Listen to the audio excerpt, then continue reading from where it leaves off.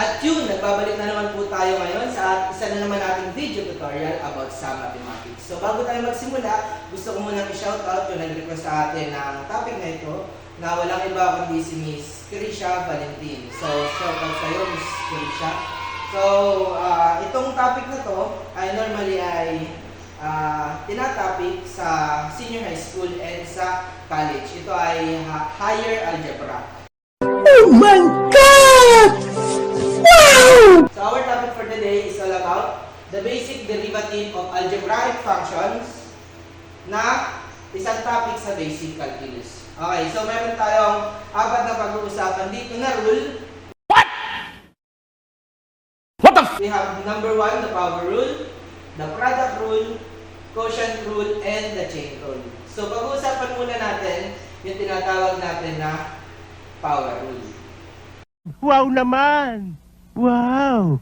So ano nga bang meron sa power rule? Ang sinasabi natin sa power rule, kapag meron ka daw y which is constant, its derivative is equal to 0. So kapag meron ka namang y which is we have the coefficient na c, then we have the variable x and exponent n, ang kanyang derivative ay n times the coefficient. Then, ang ating exponent ay mababawasan ng isa. So, paano yun? Let's have some example. Di totoo yan. Bola lang yan. Let's say, for example, we have y equals 3x squared minus x plus 7. So, ipapakita ko ngayon kung paano natin ginagawa yung power rule. So, sabi sa power rule, kapag may constant ka, its derivative is 0. At kapag meron ka namang coefficient, we have the variable and the exponent. Ang ginagawa natin, si exponent, tinatimes natin sa coefficient. Then, copy the variable. Then, yung ating exponent, mababawasan ng isa or minus 1. So, ating gawin yon. So, the derivative of y equals, so, ito yung gagamitin nating exponent dito sa first term na ito. Ito muna yung titingnan nating term. So, paano yon? So, 2 times 3 is 6. Right? Okay, then kopyahin natin si variable. Then sabi sa rule, kapag na-times na natin yung ating exponent dun sa ating coefficient, we have 6 now. Ang gagawin natin ay minusan ng isa or mag-deduct tayo ng isa dun sa ating exponent, which is ang ating exponent dito is 2. So kung mababawasan siya ng isa, magiging na lang siyang 1. So hindi na natin isusulat yung 1 dahil understood na yon na kapag wala tayong sinulat, mayroon siyang exponent na 1. So hindi na yung sinusulat. Then paano dito sa kabila? So meron tayong x lang. Alam natin na kapag may x tayo dito, meron tayo ditong coefficient na 1. And we have also the variable 1. So, anong gagawin? 1 times 1 is 1. Then, sabi dun sa rule, magbawas tayo ng isa sa exponent. Since 1 na yung ating exponent, bawasan natin ng isa, magiging 0. So, kung 0 na siya, ang exponent, hindi na siya isusulat yung ating variable. So, simple, 6x minus 1 na lang siya. Ayan. Next. Paano naman yung plus 7?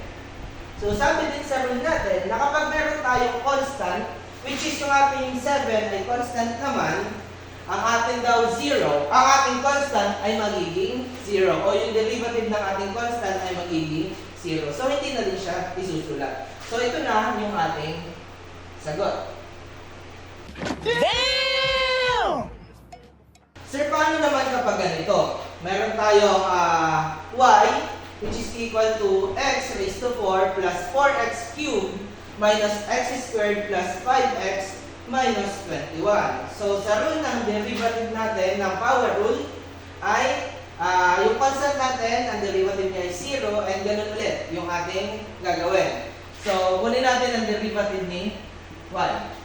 So, paano daw tayo mag-derivative na meron tayong exponent? Dito muna tayo sa term na to.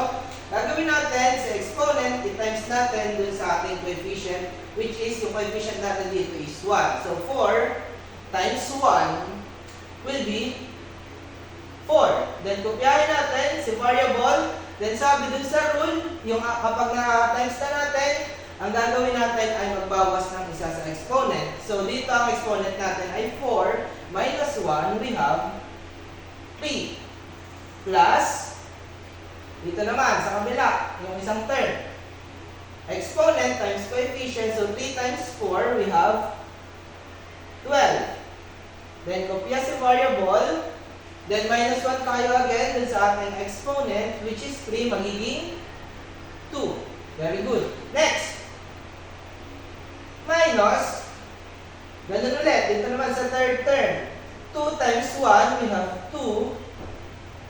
Then, kopya si variable, minus 1, yung ating 2, magiging na lang 1. At sabi ko nga, hindi na natin isusulat yung 1. Understood na yon na meron tayong 1 na exponent. So, how about this one? Anong gagawin?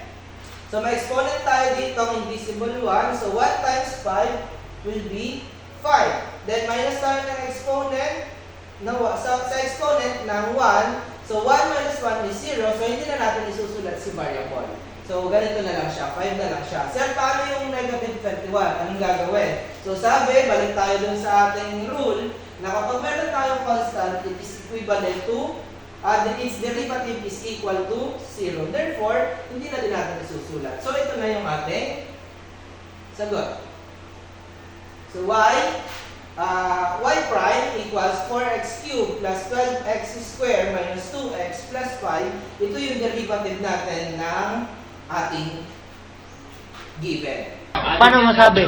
Sir, paano naman kapag kapag mayroong rational yung ating function? So, pag sinabi natin rational ay naka-fractions siya. Ayan. So, paano daw kapag ganito? Anong gagawin? So, ang gagawin po natin diyan, kung tayo ay may A few moments later. exponent na nasa baba ng ating rational function, ang gagawin natin, itataas natin. So, meron tayong dalawa. So, x raised to 4 and x raised to 2 na nasa baba. So, atin muna itataas para masolve natin. So, kunin natin muna. 1 hour later. So, y equals, kopyahin muna natin si 3. Then, itataas natin papunta sa kalapit ni 3 si x raised to 4. So, magiging siya x raised to 4. Dahil nagtaas tayo from baba papunta sa taas, magpapalit tayo ng sign. Kung dito ang sign natin sa ating exponent ay positive, magiging siya negative. And vice versa. So, ganun din yun. Kung nasa taas naman, ibababa, negative naman doon, ibababa natin, magiging positive. So, ganun din lang yun. Minus, dito naman sa term na to, kopyahin ulit natin si 2. Then, itataas natin si x squared. So, kopyahin muna natin x squared. Then, sabi, kapag nagtaas ka, from baba, papunta sa taas, ang ating sign ng exponent ay mababago. So, kung positive dito, magiging negative. Okay, next. Kopyahin na natin si 5 dahil wala naman siyang, hindi siya naka-rational. So, pwede na natin kopyahin. Ngayon, proceed na tayo dun sa ating power rule. So, ano yung power rule natin? So, y prime equals negative 4 times 3, that is negative 12. Then, kopyahin natin si x. Sabi dito, magbawasan to ng isa natin, bawasan to ng isa, yung ating exponent. Ang ating exponent ay negative 4. So, kung babawasan natin ng isa, since parehas silang negative, ang gagawin natin mag-add. So, 4 plus 1 will be 5. Then, kopyahin lang natin yung ating sign. 1 minute 37 seconds later. Meron tayong negative 12x. So, kung babawasan natin ng isa yung negative 4, magiging siyang negative 5. Then, dito naman sa kabila, negative 2 times negative 2, that is positive 4. Then, kopya natin si x. Ganun din doon, negative 2, bawasan ng isa, magiging negative 3. Ayan, negative 3. Then, kopyahin natin si, hindi pala. Ayan, so sabi dito, kapag meron tayo, balik tayo dun sa power rule, kapag meron tayong constant na term, ang kanyang derivative ay 0. So, hindi na natin siya isusulat. Ayan.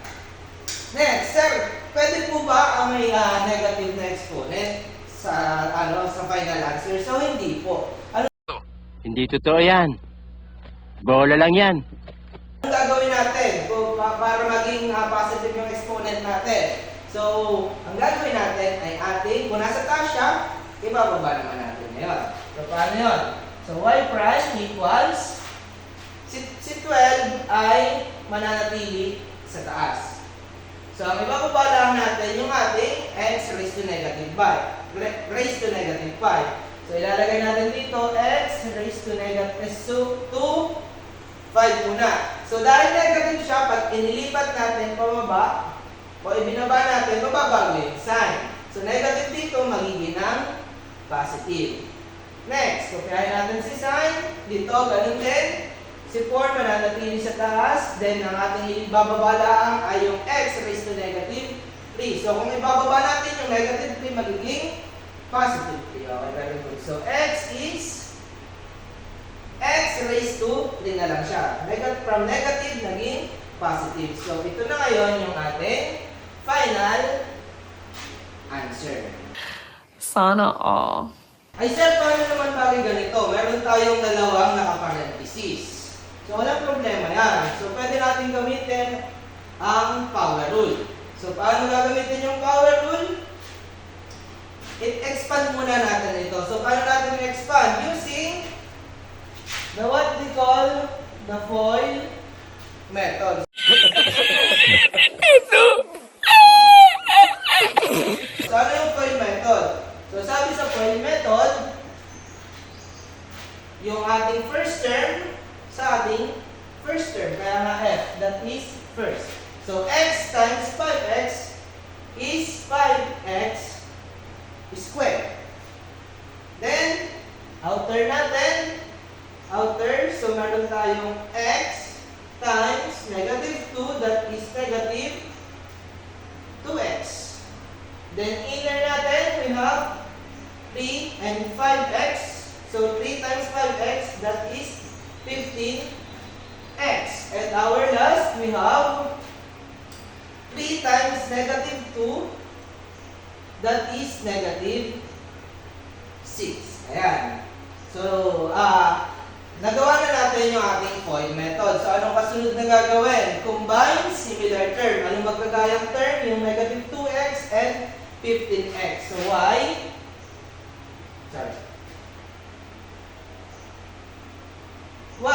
equals, kopyahin natin si 5x squared, then negative 2 plus 15x would give us positive 13x.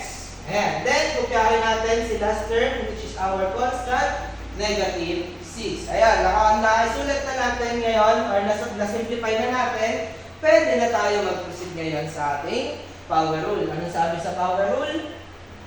y prime equals exponent times coefficient, so 2 times 5, we have 10x. Then, minus 1 yung ating exponent, which is 2, so magiging 1 na lang siya. So, hindi na natin siya isusulat. Next, plus 1 na exponent times 13, that is 13. And 1 minus 1 is 0, so hindi na natin isusulat. Ganun din dito. Ito naman constant natin. Kapag may constant tayo, ang kanyang derivative ay 0. So hindi na din natin isusulat. So ito na yung ating tamang sagot. So itong tamang sagot natin na to, ilalagay ko muna dun sa baba. Dahil mayroon pa tayong isang solution kung paano makuha yung ganitong may dalawang parentheses. Pwede na! And yun yung ating next rule. So ilalagay muna natin doon, tingnan natin kung pareha sila na makukuha. Nice. So mayroon tayong isa pang way kung paano natin masolve yung y equals quantity x plus 3 times quantity 5x minus 2. So, kanina ginamit natin yung ating power rule. So, ngayon, gagamitin naman natin yung ating next rule. We have the product rule. At ang sabi sa product rule, kapag mayroon ka daw y, which is equal to u times b, ang kanyang derivative ay u times dv plus v times du. So ano ba yung mga yon? Ano yung mga letter na yon? So pag sinabi natin u is our first term. Alin yun? Ito yon. So ito ang u, ito ang ating v. Sir, ano yung dv at saka yung du? Pag sinabi natin dv, that is derivative of our v, and du is derivative of our u. So anong gagawin natin? Kunin muna natin si u. Ano ba si u? u equals x plus 3. So, ano naman yung du? So, derivative of x plus 3, which is, meron tayong exponent na 1 sa power rule, 1. Ang exponent, 1 din ito. So, 1 times 1, we have 1. Then, ang ating exponent ay 1 minus 1 is 0. So, hindi natin isusulat. So, ang ating du is 1. Dito naman sa kabila, we have v. Ano yung v natin? 5x minus 2. So, our dv, or derivative of our v, so meron tayong 1. 1 times 5 is 5. Then, yung ating exponent ay 1. So, minus 1, 0. So, hindi na din natin isusulat. So, ito na yun. So, du is 1, dv is 5. Meron tayong u, which is x plus 3. V, which is 5x minus 2. So, pwede na tayong mag-proceed dun sa ating formula. So, derivative of our y, sabi daw, u times dv. So, ano yung u natin muna? We have x plus p times ang dv daw natin, which is 5. So, times 5 plus, we have our v, 5x minus 2, and our du, which is 1. Ayan. So, paano gagawin? Simplify. So, y prime equals 5 times x, we have 5x, and 5 times 3, we have 15. Then, dito naman sa kabila, 1 times 5x, we have 5x. And 1 times negative 2, that is negative 2. Then, combine similar terms. Ano magkagayong term? Our 5x and 5x, 15 and negative 2. So, paano yun? Y prime equals 5x plus 5x, we have 10x. And positive 15 minus 2 would give us 13. So, that is our final answer. At pansinin nyo, itong sagot natin sa power rule, sa product rule, yun din ang sagot natin sa power rule kanina. Ayun. So, mayroon tayong dalawang way kung paano i-solve yung ganito na mayroon tayong dalawang nakaparenthesis. Again, we have another example. So, y equals 2x squared minus 1 times quantity 3x plus 4. So, anong gagawin natin? Unang muna natin gawin ay yung ating power rule. So, paano gagawin sa power rule?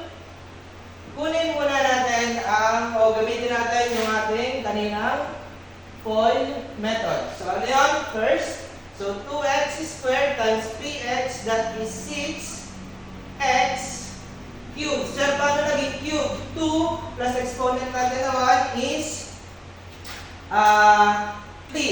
That is sa law of exponent ng mga previous natin na pag-aralan. So, next, we have outer 2x squared times 4, that is 8x squared. Then we have negative 1 times positive 3x, that is negative 3x, and negative 1 times positive 4, that is negative 4.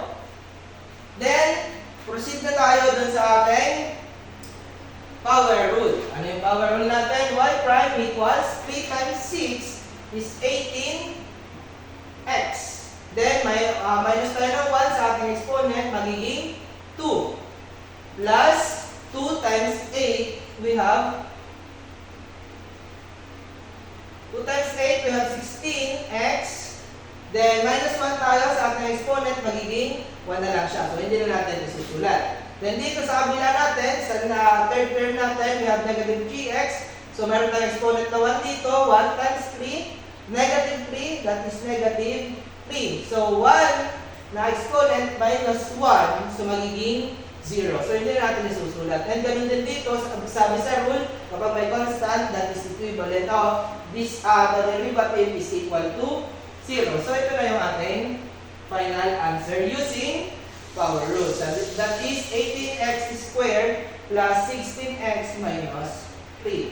So, ilalagay ulit natin doon sa baba and i-check natin using product rule kung tama. I am the one, the way your son don't need. Okay, next, gamitin naman natin yung ating product rule dito sa ating example. So, ito na yung ating sagot kanina sa power rule. I-check natin kung tama siya using product rule. So, ang first step natin, identify natin nasaan si U, nasaan si V. Alin ba si U? Ito yung ating U, ito yung ating V. So, hindi siya pwede magkabaliktad. Next, identify na natin si U. U equals 2x squared minus 1. 2x squared minus 1. So, our du, kung kukunin natin ang derivative ni U, so 2 times 2 is 4, then x, then minus 1 times exponent na 2, so that is 1. Dito naman sa ating next term, negative 1, that is equivalent to 0, sabi sa ating rule. Dito naman, we have v, which is 3x plus 4.